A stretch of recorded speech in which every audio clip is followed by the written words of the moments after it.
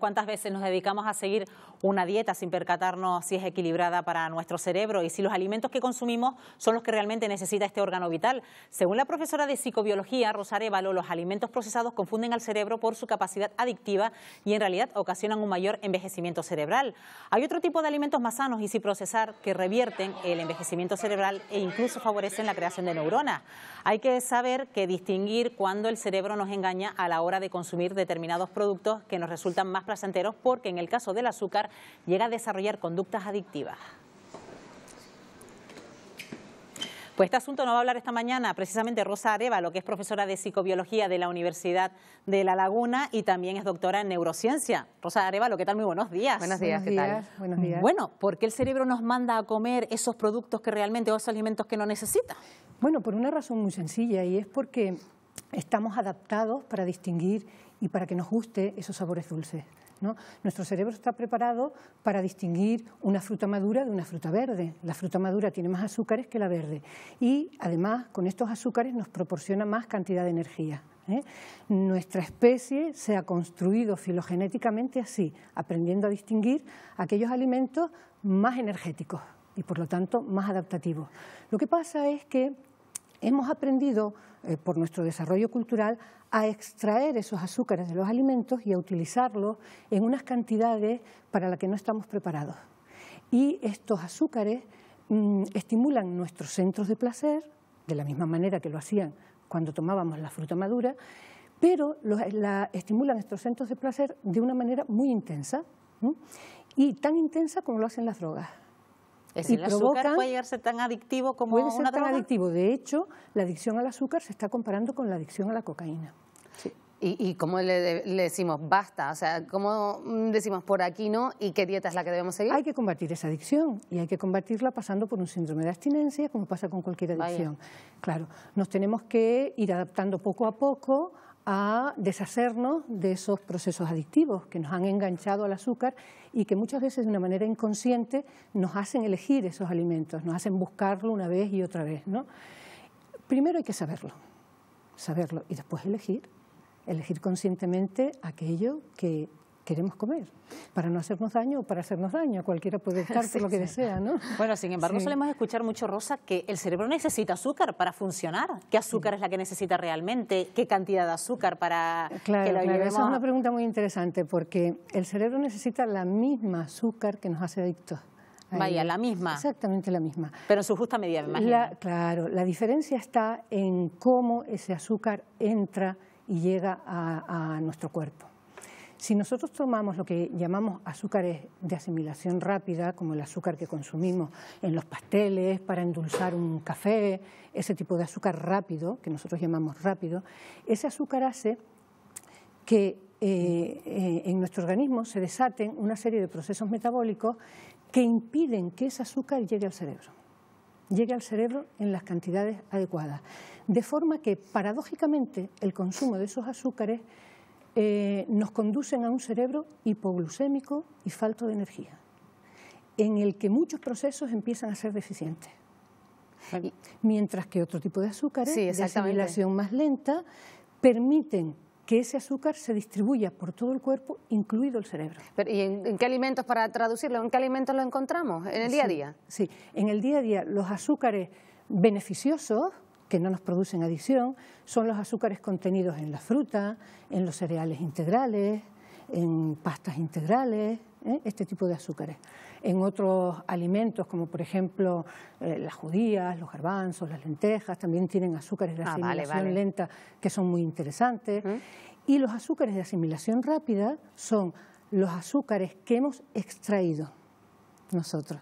La sacarosa que utilizamos en casa, la glucosa que se le añade a tantos alimentos procesados, o la fructosa que también se extrae de la fruta y se consume en polvo como un extracto concentrado que induce también este tipo de procesos indeseables, también nos conduce a un cerebro hipoglucémico. ¿Y hasta qué punto, por ejemplo, las grasas también pueden ser beneficiosas o perjudiciales para nuestro cerebro?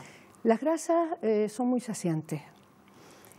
Y en ese sentido, como satisfacen rápidamente el hambre, son placenteras. La satisfacción del hambre es un placer.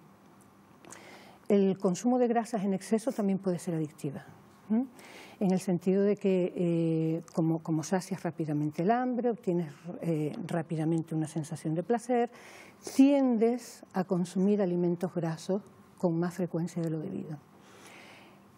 Hay grasas, sin embargo, que son beneficiosas para el organismo, contenidas también dentro de los alimentos, como por ejemplo las grasas que contienen las semillas, el aguacate, los aceites vegetales como el aceite de oliva, son lo que llamamos grasas insaturadas. Mientras que las grasas trans, que son grasas transformadas, estarían en el lado opuesto, serían las más peligrosas. No estamos preparados para metabolizar bien esas grasas trans, que son grasas que a lo mejor originalmente eran grasas buenas, en el sentido de no perjudiciales para la salud, pero en el curso de la transformación, como son sometidas a temperaturas muy elevadas, han alterado su estructura molecular y nos dañan, produciendo inflamaciones, incluso en el cerebro. ¿Y hay alimentos que influyen en que el cerebro vaya envejeciendo más rápidamente? Estos alimentos que estamos mencionando, sí, aceleran los procesos de envejecimiento cerebral y aumentan enormemente la probabilidad de padecer enfermedades neurodegenerativas. ¿Como por ejemplo? Fíjate, hay una noticia relativamente reciente que dice que una dieta mediterránea enriquecida con un poco de aceite de oliva reduce en un 30% la probabilidad de padecer enfermedades neurodegenerativas. En un 30%, que es mucho eso, es mucha cantidad, ¿eh? De manera que hacer todo lo contrario, es decir, no consumir ese tipo de grasas sanas, sino todo lo contrario, o consumir azúcares de asimilación rápida, lo que hace es acelerar los procesos de envejecimiento y favorecer enormemente la producción de enfermedades neurodegenerativas. Hay una cosa muy importante a tener en cuenta y es que las enfermedades neurodegenerativas son enfermedades de desarrollo lento y progresivo, no aparecen cuando ya somos ancianos. Empiezan a desarrollarse a la mitad de la vida, cuando tenemos entre 35 y 40 años. Lo que pasa es que no las detectamos, porque como son de desarrollo lento, nuestro cerebro se va adaptando y va poniendo mecanismos de reparación que no llegan a impedir el desarrollo de la enfermedad, pero que disminuye la aparición de los síntomas. Los síntomas, cuando aparecen, es cuando la enfermedad ya ha avanzado muchísimo. Y ya es tarde.